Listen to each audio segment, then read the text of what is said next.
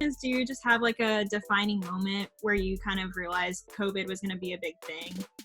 So, thinking back to a little over a month ago, from the conference office standpoint, it was definitely hectic. Not in a bad way, but just not knowing what the process was going to be. I'm not a part of that decision making, thank goodness.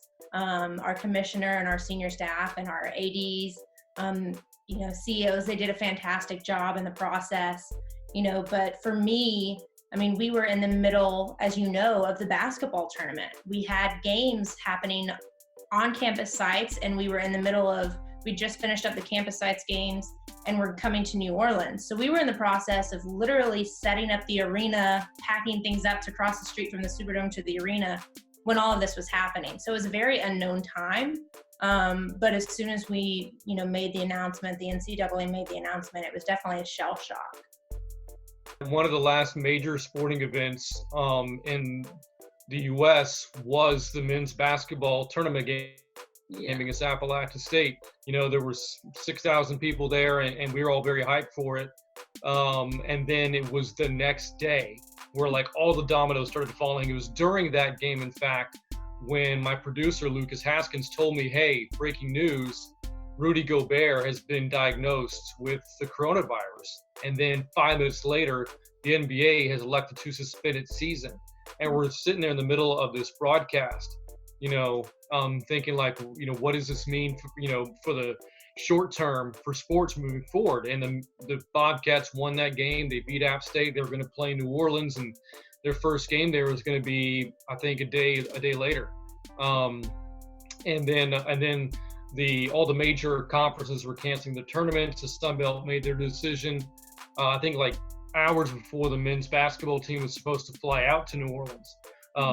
And so it was that the day after, March the 12th, when things got really real, really quick. What are you doing like in sports now, since there's no live sports? So we went, as an office, we went remote on, I guess it was about March 16th.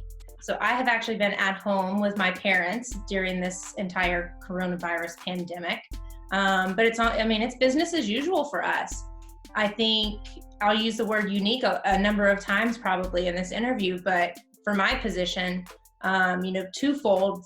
Full time, I am in charge of the Sunbelt social media platforms, along with serving as our kind of on-air host and talent. So obviously the on-air stuff is still somewhat happening, but social media during this time is what everybody's looking at. So we've had to continue, it's business as usual, creating content and, posting pictures, posting videos and facts and all of that stuff, and just finding a new twist to it. I think for young journalists and just content creators in general, when nothing's happening, how do you keep your audience, right? Like if the audience is coming to you because of sports, the whole argument that athletes have had for decades is, well, none of these media people should be getting paid this much because they're talking about what we do. Well, if they're not doing anything, this is the time for journalists and media members to be entertaining and to entertain the public. So that is a silver lining I've looked at. With Texas State, we've been trying to come up with a lot of different social media ideas. I have put out the at-home play-by-play videos on Twitter. We put together a top athlete bracket at Texas State. Nobody had March Madness this year, so we came up with our own version. We're working with some other features. I recently helped produce an Inside the Numbers. It's on track and field. We have one on softball. We're working on a piece on Brian London right now. We're also actually working on a feature chronicling a very important football game for this university 15 years ago. So we're trying to do everything we can to fill the content. It's funny, when we hit the summer, that's typically when our downtime begins, and that timeline got moved up 3 months. And that's the best case scenario now. The best case scenario is that we do pick things back up in the fall. Mm-hmm. We don't know if that's going to happen. So there's a lot of the unknown right now, which is a little worrisome. What, it could be related to your job or not, just kind of what creative ways are you filling your time?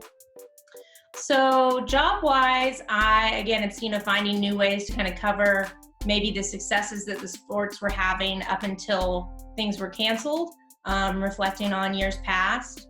I've been doing, again, some interviews kind of just like this one, talking about how things are different and how we're adapting. And then, Throwback Thursdays, Flashback Fridays, all those kind of things on social media. So, so obviously I've touched upon the things with my job, and trying to come up with different features and ideas and producing as many things as we can to keep the fans engaged. On a personal level, I have a family. I have a wife and a daughter, and she's 8. She's in the 3rd grade, and school has, the resumption of it keeps getting postponed. I'd be very surprised if they're going to finish out the year. And so as a parent, I've been having to help my daughter going to school from home. Her school district has started an at-home learning program, and trying to keep her engaged in that while also doing my own job, my wife doing hers. It's challenging. One of the silver linings for all this is that it has created an opportunity for more family time. For somebody like me working in sports, the games are at night, so you're not home a lot of evenings. When I was doing a lot more radio than television, I was traveling a lot, so I wasn't home. So I've been able to spend a lot more time with them, which has been great. I've started a couple new hobbies. I do a lot of, like you can see in the background, a lot of collages. I've had a lot more free time to do that. I've now mastered Photoshop, so I'm a pro at that. The other thing is too, you got to apply for jobs.